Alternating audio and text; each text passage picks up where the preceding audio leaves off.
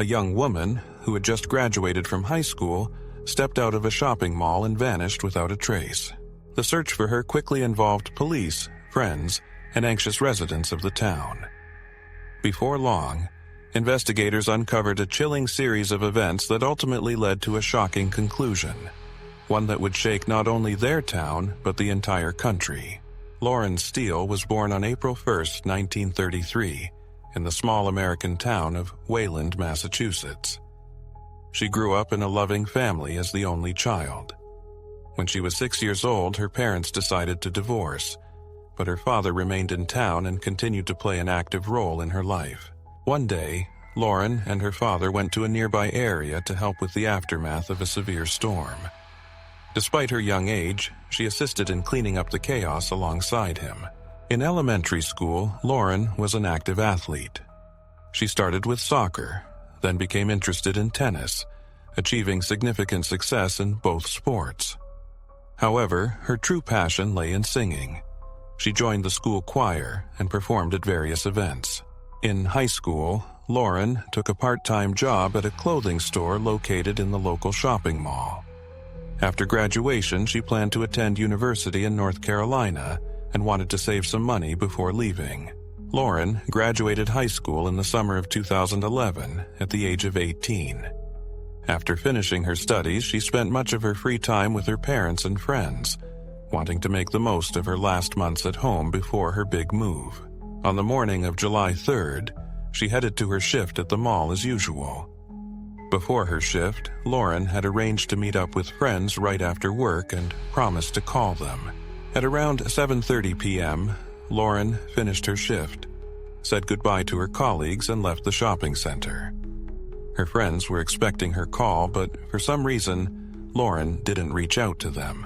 They began texting her and trying to call, but there was no response. This was unusual, as they were always in touch with each other. Initially, her friends thought Lauren was just busy and would get back to them sooner or later.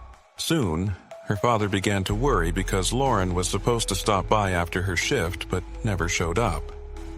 His calls went unanswered, and after some time, he reached out to Lauren's friends.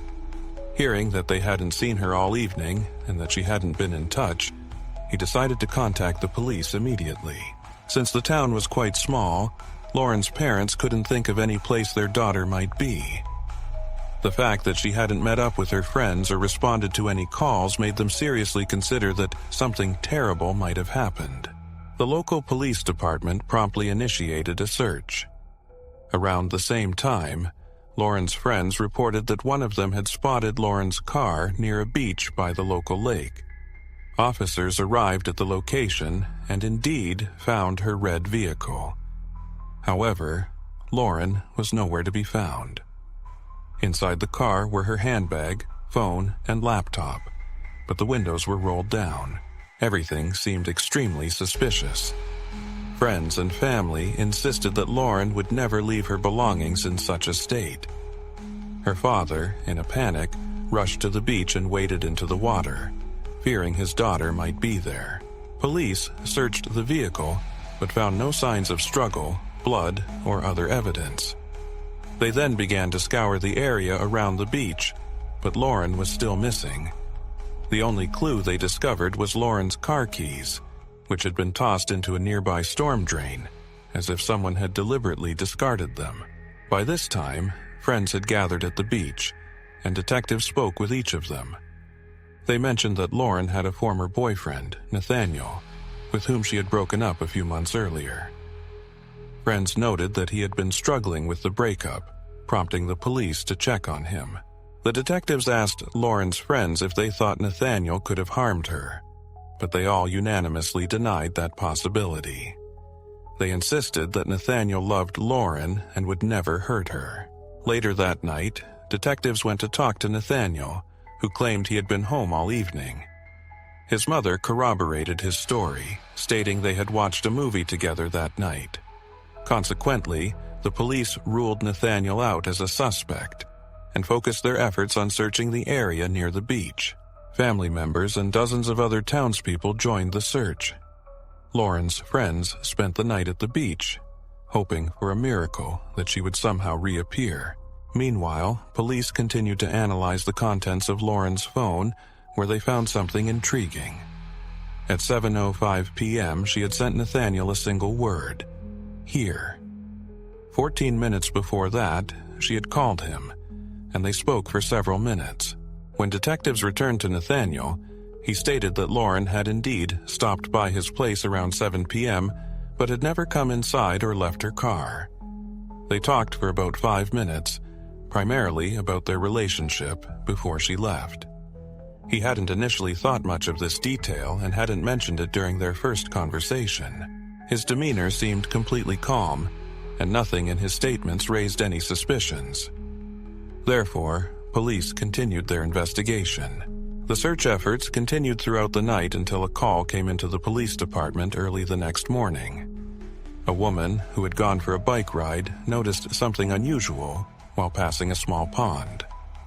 Upon closer inspection, she realized there was something, or someone, in the water and immediately called the police.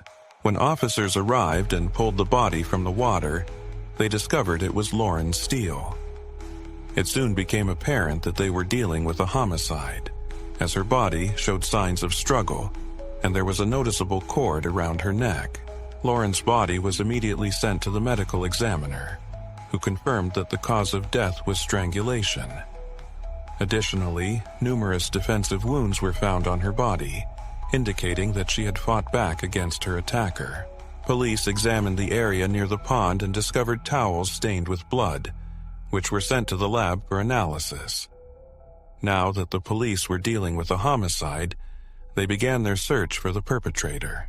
At that point, the only possible suspect was Nathaniel. Investigators spoke with Lauren's friends and family to learn more about her relationship with him and the circumstances surrounding their breakup. The couple had been dating for 3 years, and for most of that time, their relationship seemed perfect. Nathaniel was well respected in his family, played on the school soccer team, and was generally one of the most popular guys in school. However, about 2 years into their relationship, things began to deteriorate. Nathaniel became increasingly jealous of Lauren, trying to control who she spent time with and how she interacted with others. He also started to abuse alcohol. Lauren's friends noticed these changes and how they negatively affected her, prompting them to encourage her to consider ending the relationship. The couple frequently broke up, only to reconcile later. Ultimately, 3 months before Lauren's death, she decided to end things for good. According to her friends, Nathaniel took the breakup very hard. He tried to convince Lauren not to leave him, visiting and calling her, but she was resolute about not rekindling their relationship. Eventually, Nathaniel fell into a deep depression, isolating himself from friends and losing interest in soccer, which had always been his passion. After graduating, he received a sports scholarship for college that would cover his tuition, but even that became irrelevant to him. Secluding himself at home, Nathaniel began drinking heavily. His mother decided to take him to see a psychologist who concluded after several sessions that Nathaniel was indeed suffering from depression. Despite distancing himself from friends, Nathaniel did not give up on trying to restore his relationship with Lauren. One night, Lauren hosted a graduation party attended by dozens of graduates and their parents. Nathaniel showed up drunk and saw Lauren chatting with other guys. He approached her, trying to discuss their relationship, but she firmly told him that she wasn't interested in having that conversation, which infuriated him. In the yard next to the house where the party was held, a large tent was set up. Nathaniel punched one of its supports, causing the entire structure to collapse onto the attendees. They had to hold it up, and Nathaniel was asked to leave immediately. After that, Lauren approached her mother in tears, saying that Nathaniel wouldn't leave her alone. In another incident, Nathaniel confronted a guy Lauren was talking to and threatened to kill him. All of this led investigators to suspect that Nathaniel might indeed be involved in a murder. He was the last person to speak with Lauren and saw her before she disappeared. However, the police faced one major problem: the alibi provided by his mother. During the investigation, they discovered another intriguing detail. Reviewing surveillance footage from the mall where Lauren worked, they saw that Nathaniel had arrived about an hour before her shift ended. However, he didn't visit her. Instead, he went to a sports nutrition store on the same floor. Ultimately, the police went back to Nathaniel's house to speak with him again, but this time he wasn't there. His parents said he had left a few hours earlier and they didn't know where he was. Investigators then questioned his mother again, asking if she had been home all evening. This time, she recalled that she had briefly stepped out during the time Lauren had come over after work. Gathering all these facts, the police requested a search warrant for Nathaniel's home. Their first stop was the garage, where they immediately noticed several elastic cords similar to those used by the victim. Using luminol, the experts found a large bloodstain on the garage floor, which had been cleaned and was not visible to the naked eye. Blood was also found on the kitchen door handle, the floor, and in 2 sinks. Soon, investigators discovered a sports bag containing blood and dirt-covered sneakers. In Nathaniel's room, they found a small door leading to the attic, where they uncovered another pair of shoes with blood traces, along with wet, dirty clothing. The evidence was sent to the lab, which quickly established that the blood belonged to Lauren. Nathaniel was promptly declared wanted, and a few hours later, police found him at his aunt's house. Upon entering, he didn't resist arrest and remained calm. However, his parents immediately hired a lawyer, so detectives were unable to obtain a confession. He was charged with murder, and the case was sent to trial. While preparations were underway, investigators uncovered more concerning details. His cousin, who lived in the house where he was arrested, revealed that on the night of Lauren's murder, Nathaniel had called her and asked to hang out because he wanted to talk things over.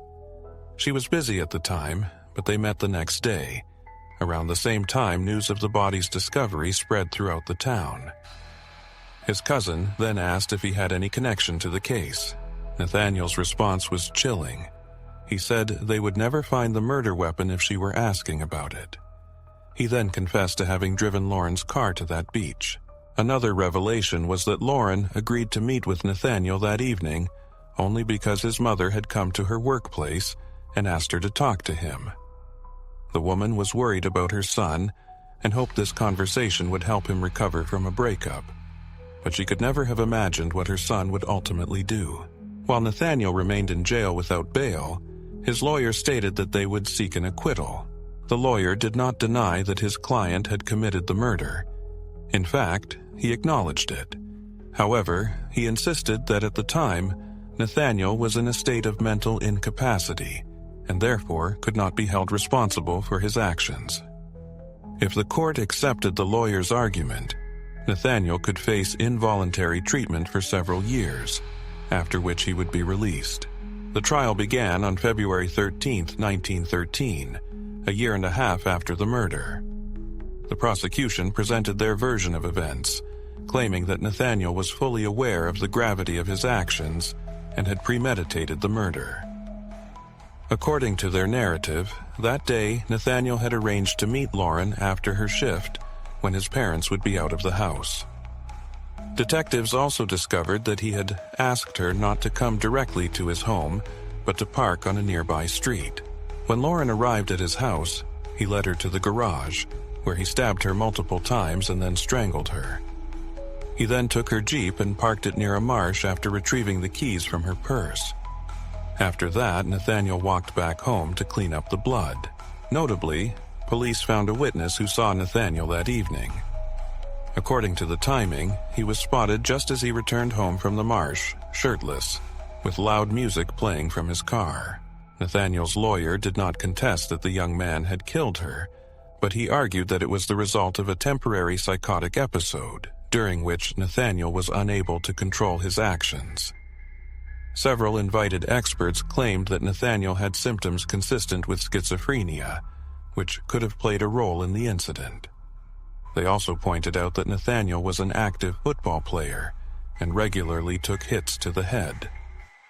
Finally, they asserted that the defendant suffered from depression, impairing his ability to understand his actions.